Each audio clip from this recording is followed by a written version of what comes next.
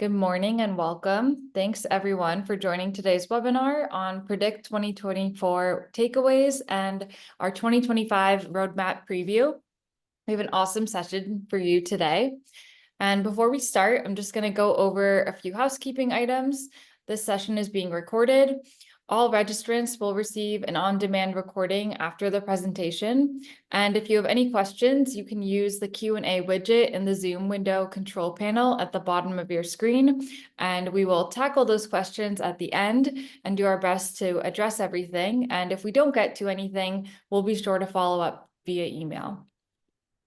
And a little bit about who's going to be speaking today. My name is Hannah. I'm a senior manager of product marketing here at Recorded Future. And I'm Kathleen, technical marketing manager, former sales engineer, been here 6 years. So looking forward to chatting with everyone today. Yeah. And just going to start by doing a little reminiscing. We are now halfway through our Predict events, our user conferences, and Kathleen and I were both at DC Predict earlier this month. So Kathleen, do you have a favorite memory from the event that you can share with us? Yeah, I mean, like always, I always enjoy getting to speak to our clients. And for me, it'd been the first time I'd been to Predict in 5 years, which was a very long time. It was very great to be back. But honestly, I mean, so many of the sessions were great, being able to interview our current clients and even just having people share their stories. Being at Temple Raston actually did an interview with someone who was responsible for taking down the North Korean internet for a few days. That was really interesting and fascinating. So a lot of really great sessions too. So I know I said like 3 different things that were my favorite, but what about you for you, Hannah? Maybe you can. Yeah, I mean, it's hard to choose. This was my first Predict, and I definitely loved seeing so many of our clients come together and trade tips and share advice. And I also had the privilege of working with Clara Grillet from the Center of Cybersecurity Belgium on her talk, which gave really great insight into how Belgium is defending citizens from spear phishing using our intelligence cloud. So I thought that was really interesting, and she did a really great job of making it relevant to everyone in the audience. And I have to say, one of my other favorite things, since you did a few, was in DC, we had a claw machine, and I did see someone win an iPad, and that's not something that you see very often. I forgot about that. Yeah, we have the hat making station too, which I have now that's getting a little chillier. So yeah, a lot of really great memories, and 2 more still to go in Singapore and Tokyo. So excited about those. Yeah. Yeah, and we hope that you were able to join us this year. And if you weren't, next year, we hope to see you there. All right, diving into our agenda. We're going to start with a look at ransomware, which is the fastest growing threat of this year. Then we'll dive into Recorded Future's ransomware mitigation solution, which we just announced new capabilities to at Predict. Then Kathleen is going to give you a demo of these new capabilities, which are really exciting to go through. And then we'll end with a sneak preview of our 2025 roadmap and Q&A. So hold on to your questions. You can put them in the chat, and we'll do our best to get to everything at the end. Yeah, I should note, Hannah and I should be able to answer most of the questions. If there's anything we're not able to answer, as she said, we can follow up. But we'll also be joined by 2 of our product managers, Jerry and Dimitri, as well. That's right. Getting the A team together for you guys today. All right, so I know that a lot of us are sick of hearing about ransomware attacks. That's what, it's in the news. You see it on your social media feeds, but attackers aren't sick of executing them. And what we've seen is no organization or industry is immune. Last year, over $1 billion was paid out in ransom, and that's only what was publicly disclosed by our news arm, The Record. And the ransom numbers really only tell a small part of the story. The true cost of ransomware is way higher. The fallout from ransomware can be devastating and go way beyond ransom payments. And this includes operational disruption, impact to brand reputation, loss of customers, and legal and regulatory impacts. And all of this can culminate in financial losses of over 4.88 million. So it's really a lot that organizations need to contend with when they're hit with a ransomware attack. And it could take weeks to months to recover, and it can be very painful for organizations to go through this. So we know it's top of mind. And this risk is really only growing. We've seen three major shifts in how ransomware groups operate. First is an increase in the speed of attacks. We saw dwell times as low as 72 hours this year, which is pretty scary. It's a significant decrease from previous years where the median time was 9 days. Next, we've been observing a shift in focus from encryption to disruption and exfiltration. And threat actors are getting smarter, right? They're realizing that organizations are investing in backup and recovery solutions. So they know that they have to make victims feel the pressure in another way. And we've actually heard examples where end customers were targeted by attackers to make the organizations feel the pain and pay that ransom. And finally, the use of AI. Threat actors are also innovating there, whether it's to create better phishing emails, produce deep fakes, or execute numerous simultaneous attacks. Threat actors are wasting no time in leveraging AI to become more efficient. Now, when we asked global cybersecurity leaders for their takes, they echoed these challenges in dealing with ransomware. They continue to be concerned about identity compromises despite implementing MFA, as attackers are developing new techniques, especially for compromising cloud infrastructure. They also noted sophisticated techniques, including deepfakes, voice phishing, and advanced social engineering now require a new approach to detection. There is a lack of visibility in unpatched software vulnerabilities. That's another top concern for leaders. And in fact, these were behind the largest scale campaigns of last year. And finally, the complexity of business ecosystems expands the attack surface for ransomware way beyond a single organization. Overall, every security leader highlighted the importance of being proactive when it comes to mitigating ransomware attacks. Now, with all of this in mind, over the last 6 months, we've been focusing on enhancing our existing ransomware mitigation solution to deliver a solution that is customized to your business and tech stack, integrated to your security workflows, targeted to elevate and prioritize the most mission-critical alerts, and automated, leveraging AI-driven reporting to reduce manual effort. And we wanted to create a solution that can easily connect the dots and make sense of the threats that matter to your business. And that's what we're really focused on, is helping you see through the noise and see what really matters for your business. Now, previously, our ransomware solution focused on a workflow across threat, identity, and attack surface intelligence modules. And if you're one of our clients, as many of you are, you may be familiar with this. In Threat Intelligence module, our ransomware dashboard allows you to track ransomware groups from sources including insect research and dark web extortion sites. And intelligence cards let you deep dive in profiles of specific ransomware groups, their TTPs, and the malware they use. In identity intelligence, you can find exposed credentials and get automated remediation steps. And finally, in attack surface intelligence, you can identify and fix vulnerable remote access points commonly targeted by ransomware actors. These features still exist today, and you can continue to leverage them in defending against ransomware. However, we're excited to share with you, if you weren't at Predict or you haven't been following us on social media or our blogs or everywhere else we've been talking about this, we've bolstered our ransomware mitigation solution with new capabilities, making it the most comprehensive ransomware intelligence out there. We're really helping you from start to finish to mitigate ransomware attacks.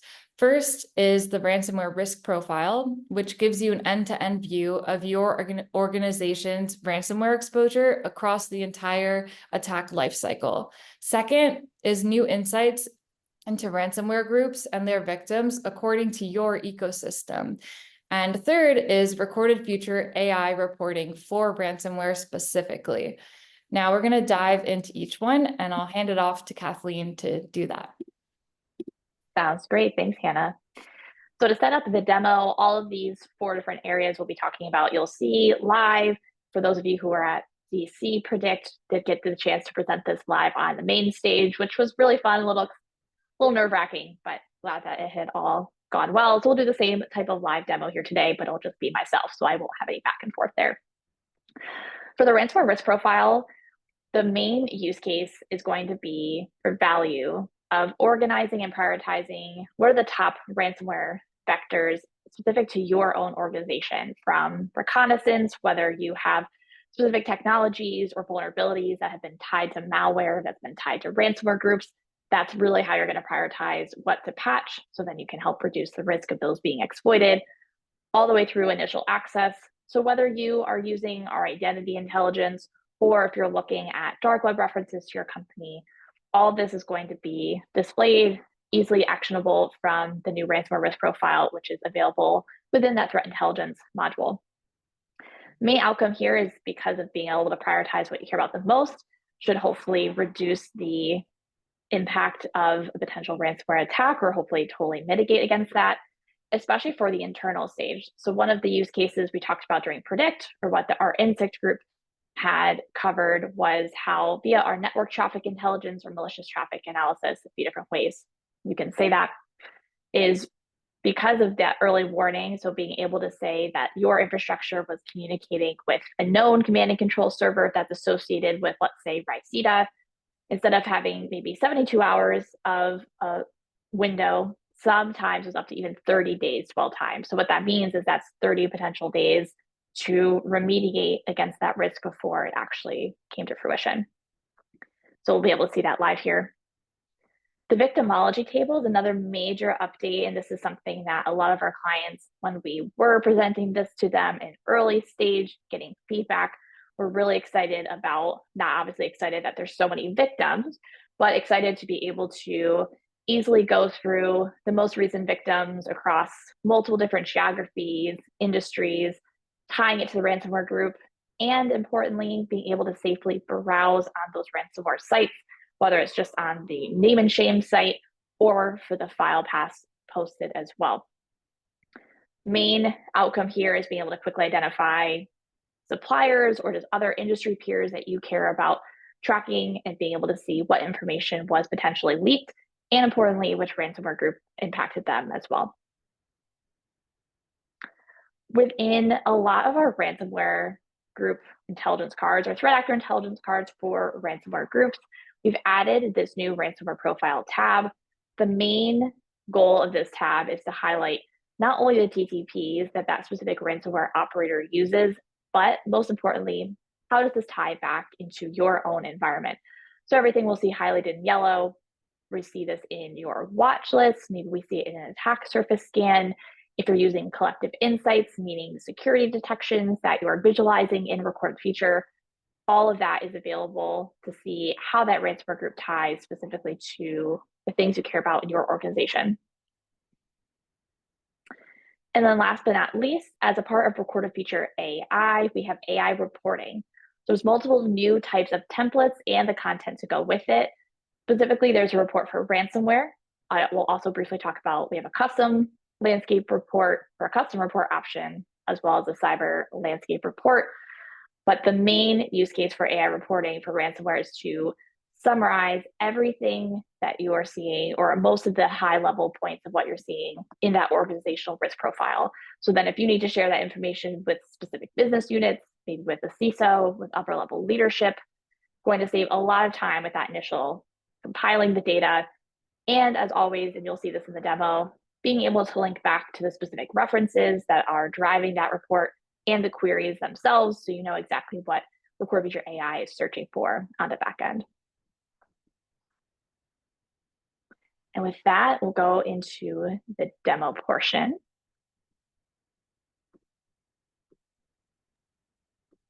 While you're setting it up, I just wanted to say that these are all live in the platform. So you can go after this. You could even do it live with Kathleen, but you can go in and see these today. Yes, definitely. Feel free to follow along. The way at least I learned the best is if I'm able to replicate most of what someone's doing on the screen, that makes it definitely a lot easier. So as I mentioned, I'm going to cover all 4 of those different areas that we just talked about, but I am going to first start on the victimology tab within the global ransomware landscape dashboard. If you're curious where to access this, on the left-hand side, dashboard. This used to just be ransomware dashboard, just been renamed to global ransomware landscape. You'll see trends here. So there'll be a subset actually of the victimologies here, but you want to dig into the actual victims themselves and the ransomware groups, the victimology tables where we can do that. As I mentioned, you can change the time frame. So if I only want to look at the last 7 days, the countries. So if I'm based in the UK and I really just want to look at UK companies, I can easily filter based on that. Industries, the ransomware groups, the victims themselves. In this case, over the last 6 months, seeing multiple different ransomware incidents across many different ransomware groups. Not shocking, seeing Ransom Hub as one of the most recent ones, given they've been very prolific and have had a really good 2024. For any of the first post versus leakage date, just want to mention the first post date, this is when sometimes those actors do the double extortion, right? So posting and say, hey, we've got your data, however many, 48 hours, 72 hours before we post it. So when you see that first post date, that is when Lockbit or other companies are claiming, right, that they have access to that company's data. Leakage date is going to be when Recorder feature is seeing files being leaked. So we'll go through an example of how we can actually walk through and look at specific files. But for any of these, I can also safely browse the site itself. What this is going to do is it's going to open up a Tor browser within the Recorder feature's sandbox. Value here is I don't have to navigate to all these different ransomware groups sites on my own, or I don't have to launch my own VM. It's been a little while since I've launched my VM. And here in this case, we're looking at an interlock posting for a specific company. I could dig into some of the files if I wanted to, or some of the photos. But again, providing much easier way to quickly triage and see, especially with a third party, is there anything of impact that could be impacting me? And then from a reporting perspective, a lot of clients really do like to have the screenshot showing exactly how that data looks on the different extortion sites where they're being listed. I also can search a specific victim. So in this case, looking at a specific victim from last month. As mentioned, we'll see exactly which ransomware group impacted that company, first post and leakage date. So in this case, the data seemed to be leaked when it was also first posted. And we can see all of the leaked file paths. In this case, over 2 million different files posted. Record feature is automatically reading through those files. So if there are any of your own brands that were discovered from your brand name watch list or specific products, all those will be filtered here. Luckily, in this case, I'm not seeing my company of Quantum Secure referenced at all. Potential secrets, think of this more as if there's keywords like secrets, passwords, everything else. I can search for specific keywords. So if I wanted to look at transactions, for example, I can see 41 different file paths referencing transactions. And as always, as I mentioned, if I wanted to browse on this natively, well, safely and natively, I can click on safely browse extortion site and I can go through the same types of file paths. But it's much easier being able to do that clear text search for something that you care about. So again, value here, being able to quickly understand what information has been leaked, if anything is potentially impacting my company. Those are really the two main areas there. As I referenced, one of the other new updates is going to be looking at any ransomware groups or threat actor intelligence cards for specific ransomware groups. So for example, I want to look at Ransom Hub. You'll see tagged in blue here, that ransomware profile. We're going to show you any of the recent victims by that specific company. So at the bottom, so again, many different ways now we can use and look at the victimology table. Before, you could have done it via the advanced query builder. Obviously, the N6 team was always publishing new victims as well, but this is a much easier way to go through all the different victims of the different ransomware groups. So in this case, we can see a variety of different companies that have been ransomed by Ransom Hub. This MITRE attack matrix, as mentioned, is specific to your organization. So anything highlighted in yellow shows the overlap between the threat actors TTPs and the things that I care about, whether that's in collective insights. So in this case, luckily not seeing anything from collective insights or from your watch list. And we can always filter based on the specific type. So one of the questions I would have are, do I have any vulnerabilities that Ransom Hub has been known to exploit that maybe I haven't patched? Hopefully by now, Zero Login would have been able to patch any of those, but you'll see a variety of other initial access focused vulnerabilities as well. And again, luckily just seeing two different ones here, but always able to filter based on exactly what you care about, again, specific to the TTPs. I should know, as I mentioned, I was a sales engineer, so 5 years of demoing Recorded Future. Really excited by this specific update because of, again, tying it back directly to your environment and what you care about. What I'll next spend a little bit of time covering is the actual ransomware risk profile itself, and then we'll wrap it all up with AI reporting. Within the threat intelligence module, so if I click on threat intelligence module here, if I click on ransomware risk profile, this ransomware risk profile is specific to your organization, tracking top threats from a reconnaissance perspective all the way to extortion. So based on all the victims, we were able to view in the victimology tabs in a few different places. Are we seeing your company being referenced or any third parties as well? I can filter any of this data. So let's say, for example, I wanted to filter all the findings here based on Lockbit. These top 5 are going to update based on that specific threat actor. So what are the top critical identities that have been leaked that are tied to malware that Lockbit's been known to use? What about early stage malware? Any top critical vulnerabilities and riskiest assets as well. Clicking here, I can see a high level of what some of those trouble areas related to Lockbit are. So in this case, seeing a few vulnerabilities associated with Lockbit, some exposed credentials, some examples of early stage malware infections, and luckily though, not seeing any extortion references to Lockbit. These findings are all going to be filtered based on the different stages. So as mentioned, from reconnaissance to initial access to internal stage to extortion. So one of the main vulnerabilities that Lockbit has been known to use has been targeting Exchange servers. If I click open attack surface, I will actually see exactly what that impacted host is. But most importantly, within every single section, you're always going to have an actions to consider.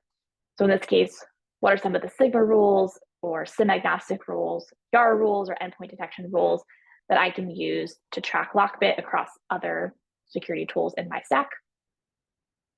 And as I mentioned, you are able to filter based off of the specific assets themselves. So in this case, Exchange.Quantum Secure has these different Exchange server vulnerabilities that have not been patched.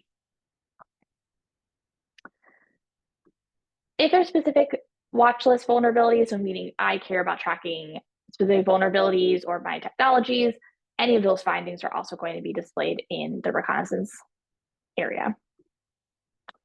For initial access, this is going to be a combination of having any stolen credentials from malware. So in this case, we have a few different ones here, but as well as also going to be looking at references to just your brand or your domain names on dark web sources. Also for seeing any of your third parties being referenced, all of that is going to be filtered here. You can see a variety of different identities that have been tied to Lockbit, providing that authorization URL. And again, if I want to open up the playbook alert, this is going to open up the actual metadata or the compromised host information. Within the internal stage, the findings that stand out to me here are the early stage malware infections. As I mentioned, during Predict, the Insect group published and did a live presentation on some of their findings with using malicious traffic analysis to get ahead of when a potential ransomware attack was happening. System BC was a specific malware that they did reference as a part of tracking Riceta ransomware group. So here we'll see any of your IP addresses that are communicating with known C2 servers. Those are going to be published here. As always, we can export this. And if you're using this data in a SIM or a SOAR or having that alert sent into a ticketing system, you would already have gotten that alert right away, but you're also seeing overall what are some of my top risks. Luckily, in this case, based on Lockbit, not seeing any extortion stage findings, but as I mentioned, the global ransomware landscape, that victimology tab is going to show all the different victims we're seeing recently. Last but not least, let's end on AI reporting. So when I click on Ask AI, so you will be seeing this Ask AI button if you're a threat intelligence or geopolitical intelligence user. The new part here is going to be these new report templates. and as well the actual content for them. Because obviously, how Record Feature AI works is it's based on our intelligence graph and trained on all the different data sources we're collecting from. So we can now do customized reporting in a little bit easier of a way than we could before. A few different options, ransomware report. In this case, I can run a ransomware report for the last month, have this run through, say, yep, that's exactly what I want.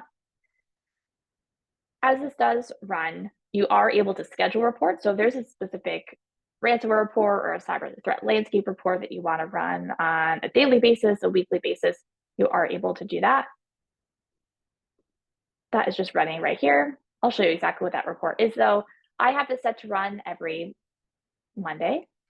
So we can see a ransomware report from the last week, focus on what are some of the top threats from the reconnaissance perspective. And as I mentioned, really transparent to show you exactly what the query is behind the scenes. And I could always actually open the query itself. So a lot of ways that you can double check on exactly how this query is being run.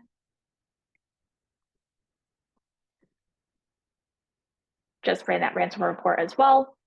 But you also have the option to run more custom types of reports. So whether it's a cyber threat landscape report, so not just looking at ransomware attacks, but in this case, looking at just the last month, ransomware is definitely still a top threat in my environment.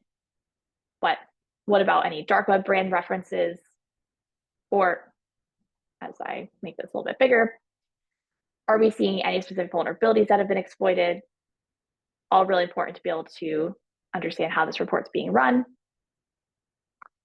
And I can always copy this data. I can download this as a PDF. I can say this was a good report because it covers certain areas. If there's specific feedback or something didn't run quite right, obviously with anything with AI, it's really important to provide feedback just from the training perspective. And as I mentioned, you're able to schedule this report for any time.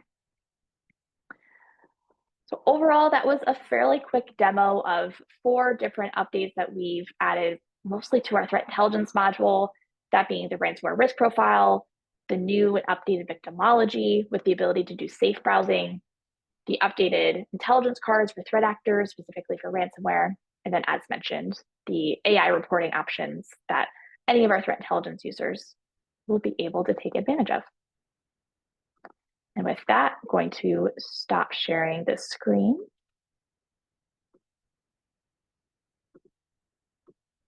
And we'll go back to just a few slides before we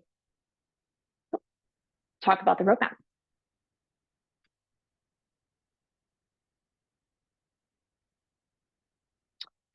And I'll hand this back over to Hannah. Oh, Hannah, you're on mute. Thank you. Yep, you're welcome. Well, today, thanks, Kathleen, first of all, for walking us through all that. I think that these are really exciting capabilities.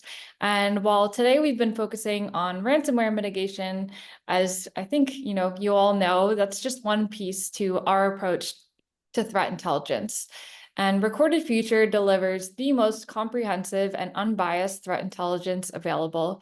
Our offering does 3 critical things. First, we give you coverage across all threat types, including cyber, supply chain, physical, and fraud domains. Second, we connect the dots across your internal telemetry and external sources. And third, we plug into your existing security tools and workflows. Now, we offer 9 modules via our platform with over 100 integrations. And we have a great services team that some of you may have worked with that help guide you along the way. And now we're going to take a look at some of what we have in store for 2025. I'll take back over here. So excited to give a preview of some of what's to come, especially in the first half of 2025. My main disclaimer here, though, will be this is not every single thing Record Feature is working on. As Hannah reiterated, we have many different modules that obviously work together, but so many updates coming for all the different use cases across those modules. So just because we're only talking about a few here doesn't mean that there aren't other updates being made for collection safe for brand or for some of our more geopolitical use cases. So the first 3 updates I'm going to be covering before handing it back over to Hannah is actually focused on our third-party intelligence module. I have a really cool different updates coming here to make things much more easy to customize and track threats that you care about to your third parties. One of the first updates coming in early Q1 is going to be the ability to custom tag everything in your watch list. So the value of that would be if you tier your vendors based on revenue. Maybe you tier your vendors based on network access. However you tier your vendors, you now have the option to add those custom tags to the different vendors. Value being here that if you want to have a specific type of alert for a tier 1 vendor, probably going to want to have alerts for any cyber attacks, ransomware references, spikes in linked credentials within 5 minutes for a tier 1, versus for some of your tier 2, tier 3, maybe your flower vendor. Although I will say I worked with a large bank and they had a pretty successful phish from actually one of their flower vendors. So maybe don't discount some of your smaller vendors there. But being able to customize, add those tags, then you're going to be first looking through alerts of your tier 1s and hopefully flagging those and finding them much quicker.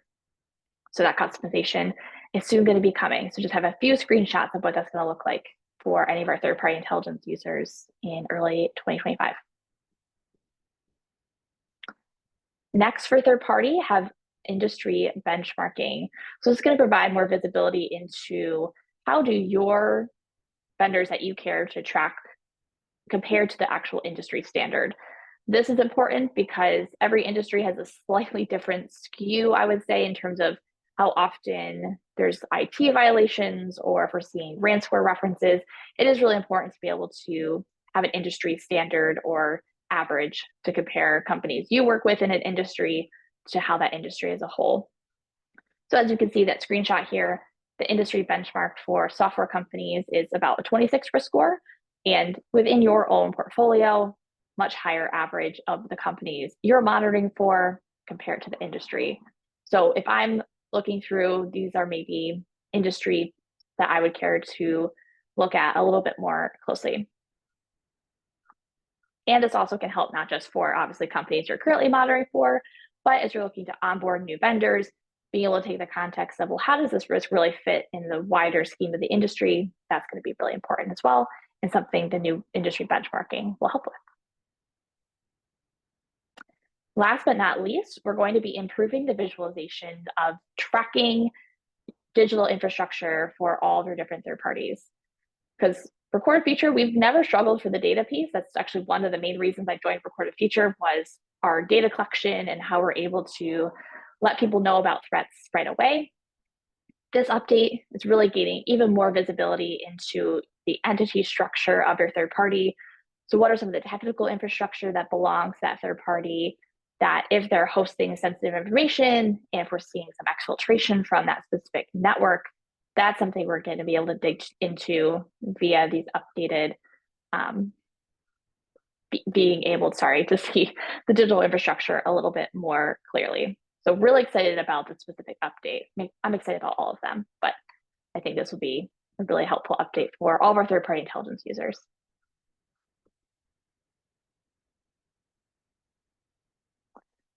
And then I'll hand it over to Hannah for the malware search.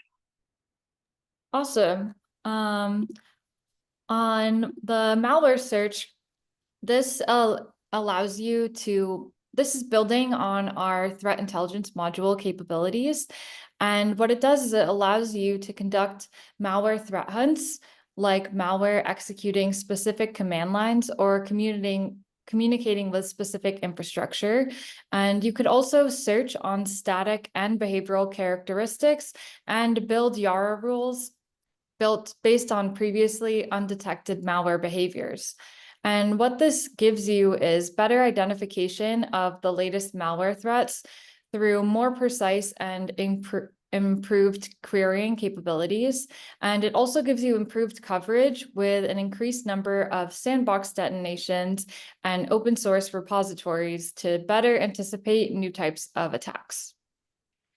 And yeah, with that, oh, sorry. Oh, sorry. I was just going to comment on just seeing the screenshot here of, already having a chance now to test some of these features out, especially with the malware search capability. So definitely more to come here. But as always trying to increase our collection. So how many more new types of malware detonations can we be scanning, and most importantly, giving you all much more freedom to just look for exactly what you want to find in the data. So really excited about this specific update, especially because I don't really know how to write really complex queries.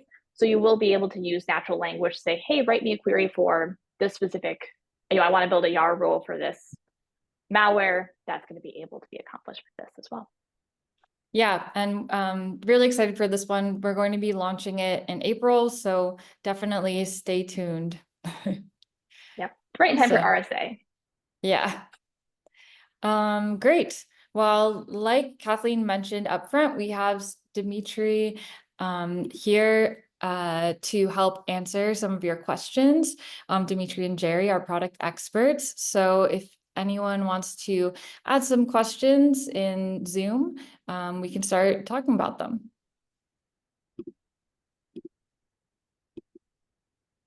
Any burning questions?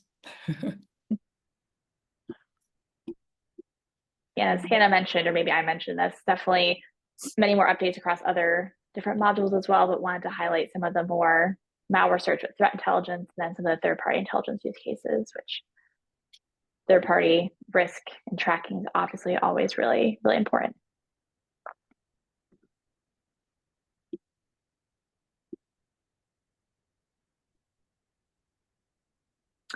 If there aren't any other questions now, as Hannah mentioned, definitely more to come on what we've just presented. So if there are questions, we do have a core feature community, so feel free to ping or add questions there. Also, obviously for the account teams you're working with, whether it's the sales engineers or intelligence services, customer success, feel free to reach out through them as well. And we can always try to answer those questions as best we can.